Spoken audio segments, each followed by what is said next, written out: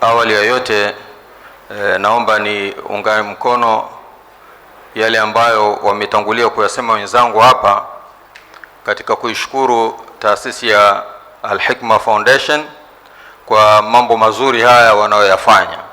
Tunamwomba Allah Subhanahu wa Ta'ala azibariki juhudi hizi na ziendelee na ziwe endelevu miaka na miaka.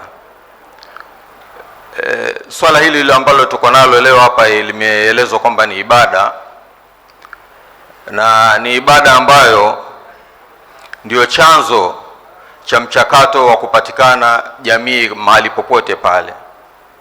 Katika jamii zozote zile duniani wana utaratibu wao wa ndoa, lakini na Uislamu umeweka utaratibu wake kama ambavyo umefanyika hivi leo. Na ibada hii katika Uislamu ina malengo yake. Malengo mengi yameelezwa hapa na wenzangu waliotangulia, lakini lengo jingine ambalo ni muhimu sana ambalo limeelezwa katika ibada hii ni swala zima la watoto. Na ndio maana Mtume sallallahu alaihi wasallam alipohimiza kuoa akasema aolewe alwalud, mtu ambaye ana uwezekano wa kupata mtoto, ima mwanaume au mwanamke. Na watoto katika Uislamu wana malengo kama matatu manne hivi. La kwanza kabisa ni swala zima la kuendeleza jamii ya mwanadamu, kwamba wanadamu ili waweze kukuwepo ni lazima watu wazae. Na ndio maana walikuwepo waliotangulia, tupo sisi, na watakokuja watapatikanaje? Upatikana kupitia kwenye ndoa. Lakini jambo jingine au hoja nyingine ya kupatikana kwa watoto ni swala zima la mapambo ya dunia. Almalu walbanuna zinatul hayati dunya, zuyina linnasi hubbu shahawati walbanin minan nisai walbanin. Kwa hivyo watoto ni pambo la dunia, na mkitaka kuamini kwamba hili ni pambo la dunia, angalieni katika baadhi ya hospitali zetu, katika zile wodi za wazazi, kuna tangazo kubwa limewekwa pale: jihadhari na wezi wa watoto. Na pia vile vile ukitaka kujua umuhimu wa pambo hili, angalieni ni kiasi gani wale ambao hawajapata watoto wanahangaika katika mahospitali na kwa waganga wa aina mbalimbali kutafuta watoto. Kwa sababu gani? Kwa sababu Allah Subhanahu wa Ta'ala anasema watoto ni pambo la dunia, na ndio maana ibada hii imewekwa ili waweze kupatikana watoto. Lakini watoto pia ni rasilimali kwa mwanadamu. Sasa hivi sisi tunataka watu wa kuliendeleza taifa letu, kuendeleza nchi yetu. Watapatikanaje? Lakini wanapatikana kupitia katika ndoa. Mchakato sahihi wa kuwapata hawa ni katika ndoa. Na ndio maana zile watoto wale ambao sasa hivi wanahangaika katika nchi zao, wanahangaika kwamba watu wanapungua, na ndio maana wameanza sasa hivi kuhimiza watu wazae ili waweze kupatikana watoto. Sasa lakini kwa nini sasa hivi swala hili limeanza kupata mgogoro? Sasa hivi swala limepata mgogoro, sasa hivi kuna ushawishi mkubwa unafanyika kutaka watu wasizae au wasizae kwa wingi.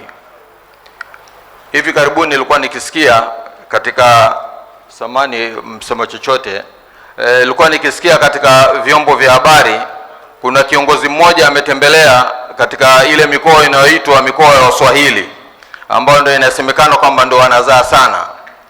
Anawahimiza watu kwamba dhana ya kwamba kila mtoto anayekuja na riziki yake, hiyo ni dhana potofu.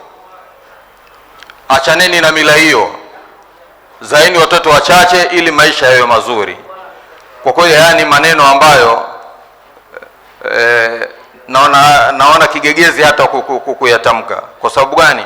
Kwa sababu dhana ya kwamba kila kiumbe anakuja na riziki yake, hii ni Qur'ani ndivyo inavyosema: wama min dabbatin fil ardi illa ala Allahi rizquha.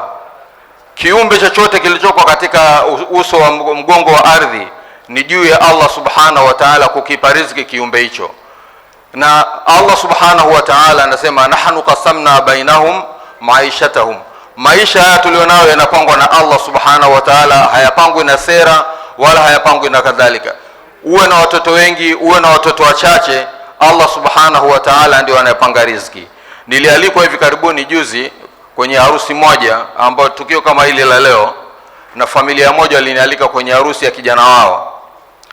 Yule kijana ambaye anaoa pale katika ile harusi ni kijana wa 20 katika hiyo familia, yani familia ina watoto 20 na yule alikuwa ni wa mwisho.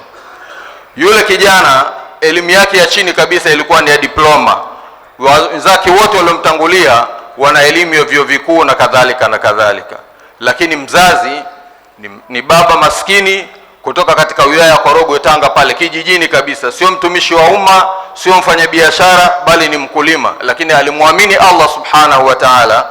Amefanya kazi kwa bidii katika kilimo chake, amezingatia yote ambayo Allah subhanahu wa ta'ala amezingatia, na Allah amemwezesha, ameweza kuwalea watoto wale mpaka wamekuwa na wamekuwa katika maisha mazuri, maisha ambayo ameyapanga Allah subhanahu wa ta'ala. Kwa hivyo tunakumbushana ndugu zangu au vijana wetu mlioa leo kwamba swala la watoto hili ni lengo katika malengo ya ndoa zenu. Kwa hivyo muhakikishe kwamba mnapata watoto na Allah subhanahu wa ta'ala atakuwezesha, mtapata riziki na mtawalea watoto wenu. Aqulu qawli hadha astaghfirullah li wa lakum, wassalamu alaykum wa rahmatullahi wa barakatuh.